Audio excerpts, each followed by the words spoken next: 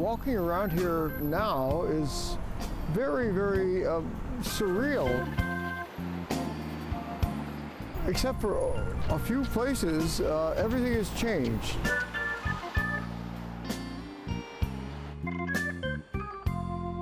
Of course, it's been 50 years. It was 1962 then, I think, that I moved there, taking a photo class and looking for subject matter, and there it was, right outside the door. Tom Palazzolo was 25 when he moved here. He'd come to Chicago to study at the School of the Art Institute. The apartment at Clark and Hubbard was cheap, but that wasn't all that drew him. Clark Street was totally unique. Just that stretch from the river all the way to Chicago Avenue. You know, it was colorful, I guess. It was, you know, it had lots of bars, almost every corner. If it didn't have a greasy spoon, it had a bar. There were at least 2, maybe 3 burlesque houses. Right here was Moeller Barber College. I'd go in, get my haircuts for 50 cents. There were about 10 barber students. I knew them all, and they were jokers and cut-ups, and so to speak. Was that a bad pun? A cut? Abe Lincoln would come in every so often and get a trim.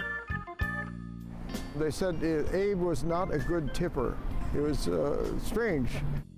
Tom was inspired by early photographers like Lewis Hine. Photographs of people who, you know, were low into the economic scale. I was interested in following that kind of tradition.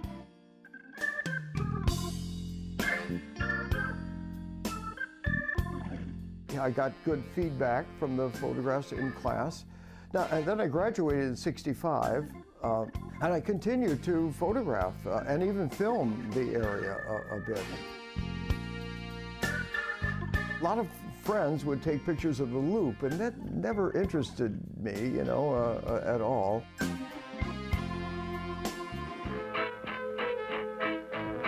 Tom Palazzolo went on to be known primarily as an experimental filmmaker, turning his lens on the grittier sides of Chicago.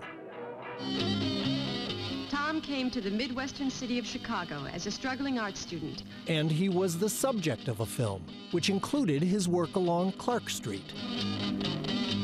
When you're in an area like that, people tend to be more open. You know, if I went into the Loop and tried to shoot people, they would have, God knows what, called the police or something.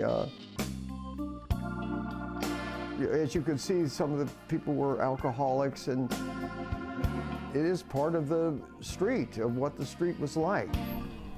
This was a diner. It was an all-night diner, the only one I knew of that was open all night.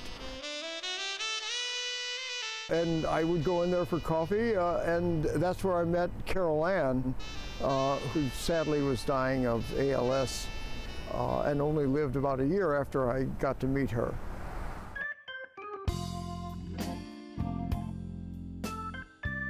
I felt like I was sort of privileged to be in that area for some reason. Privileged in that it offered me something expressive to work with. It was a place that I could empathize with. And now that this stretch of Clark Street is just another part of trendy River North, Tom Palazzolo's photos help us remember our past.